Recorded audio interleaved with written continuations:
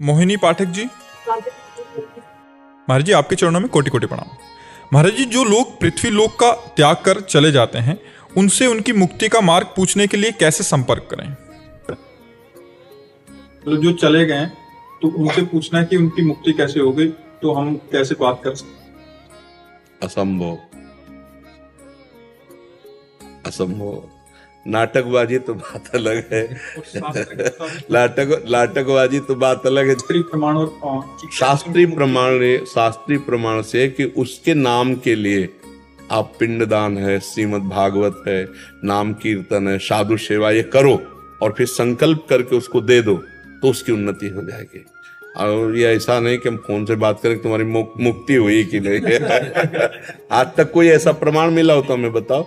कहीं किसी कथा में, किसी इतिहास में ऐसा प्रमाण मिला हो तो हमें बताओ कि भाई हाँ, जैसे एक दिन कथा में कहते थे देवर्षि नारद जी ने बुलाया उस जीवात्मा को, बात कराई तो जीवात्मा ने कहा ये हमारा बाप थोड़ी, सैकड़ों बार मैं इसका बाप बन चुका हूँ, सैकड़ों बार पत्नी बन चुका है, ये अपने स्वार्थ के लिए रो रहा है, मैं इस शरीर में अब नहीं आऊंगा, मेरा प्रारब्ध इतना ही था। तो उनका मोह नष्ट हो गया। वो तो दिव्यता की बात बताई, बकाया ऐसा नहीं कि कोई अपने गए हुए से बात कर सके या मिल सके, ऐसा नहीं, अब नहीं है। आप देखो महाराज जी, मरने के बाद दोनों नरक में या स्वर्ग में मिल सकते हैं? नहीं, कोई पहचान नहीं रहती, कोई पहचान नहीं। यहाँ ऐसा नहीं कि आप भी नरक जाएंगे तो आपको पहचानेंगे वो हमारे दादा हैं, ऐसा नहीं आएगा। वो बहुत पुण्यात्मा पुरुष जैसे युधिष्ठिर आदि महापुरुष जो भगवत तेज से संपन्न है, वो बात भले नहीं तो सबको विस्मृति हो जाती है। जैसे अभी देखो, इसी जन्म में अपने लोग गर्भ में रहे, भला एक सेकंड की विस्मृति है कि माता के पेट में हम कैसे रहे तो है ही है ना हम लोग, लेकिन स्मृति है क्या? नहीं है ना। तो ऐसी विस्मृति कराती माँ। अरे हम परसों की बात तुमसे पूछे कि आप दोपहर में क्या खाए, तो आपको सोचना पड़ेगा? नहीं सोचना पड़ेगा, एक बार सोचना पड़ेगा। शाम को आपने क्या खाया? परसों शाम के, अच्छा, फिर वो इतना समय लगेगा। तो 10-20 वर्ष पीछे की बात तो हम बिल्कुल ही भूल जाते हैं, कोई ऐसी याद रहती है। तो हम जब यहाँ से शरीर छोड़ते हैं तो हमारा शरीर राग यहीं छूट जाता है। अब वहाँ शरीर परिचय थोड़ी चलता है कि हमारा नाती आ गया, हमारा पोता आ गया, हमारा अमुक आ गया, ऐसा नहीं रहता। वहाँ सब विस्मृत हो जाता है, अपने अपने कर्मों का भोग रहे। अब इसी पृथ्वी लोक में कहीं ना कहीं तो हम पीछे थे। अब कुछ पता नहीं कि हमारा कौन सा परिवार, कौन सा, कुछ पता नहीं। यही नया जन्म नया, तो ऐसे ही जहाँ छूटता है तो वहाँ यातना दे या देव दे और भोग करके पुनः मनुष्य देह में या फिर पशु पक्षी जिस देह में आए, वो ये स्मृति नहीं रहती, ऐसी स्मृति नहीं रहती कि हमारा कौन है, हमारा कौन है। जैसे महाराज जी अगर सपने में कोई दर्शन देते हैं, जा चुके हैं जो, और वो कुछ करने को कहते हैं तो उसको, ये हमारी सब कल्पना होती है। सपने में मन के सिवा कोई नहीं होता, ये मन ही भगवान है, मन ही देवता है, मन ही सब कुछ बन जाता है। एक स्वप्न में मन के सिवा कुछ नहीं होता। हमारी बात सत्य मानना, सारा खेल मन का होता है। वही देवता बन जाता है, वही गुरु बन जाता है, वही संत बन जाता है, वही भगवान बन जाता है, कुछ नहीं। जैसे एक सृष्टि में वासुदेव के सिवा कुछ नहीं है। अब तुम्हें ज्ञान नहीं है इसलिए तुम्हें लगेगा कि कैसे कुछ नहीं है, पापी है, पुण्यात्मा है, स्त्री है, पुरुष है, जड़ है, चैतन्य। ऐसे स्वप्न में एक मन के सिवा कुछ नहीं होता। एक बार राजा जनक ने देखा कि वो बहुत गरीब आदमी हो गए, उनका राज्य छिन गया। अब इतनी भूख लगी कि उन्होंने मांगा तो कुछ चावल और दाल मिली, तो लकड़ी भी नहीं, और मिट्टी के पात्र में वो खिचड़ी बना रहे थे। खिचड़ी बन ही गई थी कि इतने में 2 सांड लड़ते हुए आए और पूरा सब चिथड़ बिथड़ खिचड़ी। अब वो इतने भूख से व्याकुल हुए, अब क्या करेंगे। उसी व्याकुलता में आंख खुली तो देखा महाराज राजा जनक का शयन गृह। तो उन्होंने कहा ये सत्य कि वो सत्य।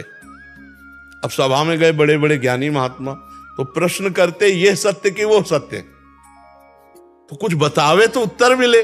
वो कुछ नहीं बोलते, बस बोले ये सत्य कि वो सत्य। जब कोई उत्तर नहीं दे पाता तो नजर कैद कर लेते कि खाना पीना सब व्यवस्था मिलेगी, जब तक उत्तर नहीं देगा कोई भी विद्वान अपने घर नहीं जाएगा। तो अष्टावक्र जी बालकों के साथ खेल रहे थे एक बार, तो बड़े प्रवीण थे। तो कुछ बालकों ने कहा इतने प्रवीण हो तो तुम्हारे पिता बंदी हैं, राजा जनक के यहाँ छुटा ला जाके। तो अष्टावक्र जी माता जी के पास गए और बोले आपने तो कहा था कि पिताजी, तो बोलो मेरे पिताजी कहाँ हैं? तो उनका बेटा मैंने इसलिए छुपाया कि अगर तुम्हें बता देंगी तो तुम भी नजर कैद हो जाओगे, तो पति से विमुख हुई, पुत्र से भी। उन्होंने कहा कहाँ है? तो उनका राजा जनक के यहाँ वो ऐसा कोई प्रश्न करते हैं कि विद्वान दे नहीं पाते। महाराज अभी 9 किशोर अवस्था अष्टावक्र की थी, पर 8 जगह से टेढ़े थे।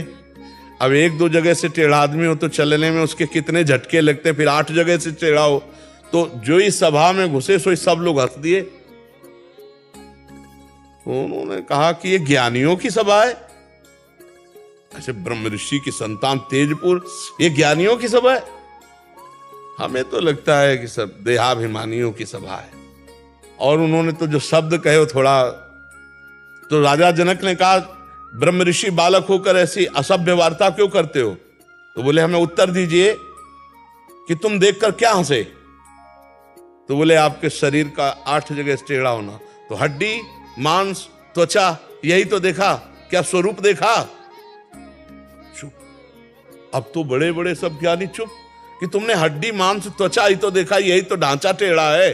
तुमने आत्मा देखी क्या? तुमने ज्ञान देखा क्या? अब सब चुप। बोल राजा जनक, तेरा प्रश्न क्या है? बोले ये सत्य कि वो सत्य? बोले ना ये सत्य ना वो सत्य। बोले कैसे? बोले जब तू जग रहा था तो स्वप्न पूरा झूठा नजर आया जो देखा तूने, और जब स्वप्न में था तो जागृत पूरा झूठा हो गया, क्योंकि तू राज सैया पर पड़ा था, ये झूठा हो गया। और जब तू जगा तब तेरा वो स्वप्न सारा झूठा हुआ। तो ना वो सत्य ना ये सत्य। गुरु बने अष्टावक्र जी जनक जी के गुरु है, और जनक जी सुखदेव जी के गुरु है। तो ना ये सत्य ना वो सत्य, ये भी वासुदेव में और वो केवल मनो में। अब अगर ज्ञान की बात पूछोगे, अब वहां स्वप्न विचारक के पास जाती तो तुम्हें बताता अलग, लेकिन यहाँ अध्यात्म है, यहाँ पूरा पत्ता साफ है, पूरा का पूरा झूठा है, स्वप्न भी और जागृत भी। उमा कहूं मैं अनुभव अपना, सत हरि भजन जगत सब सपना।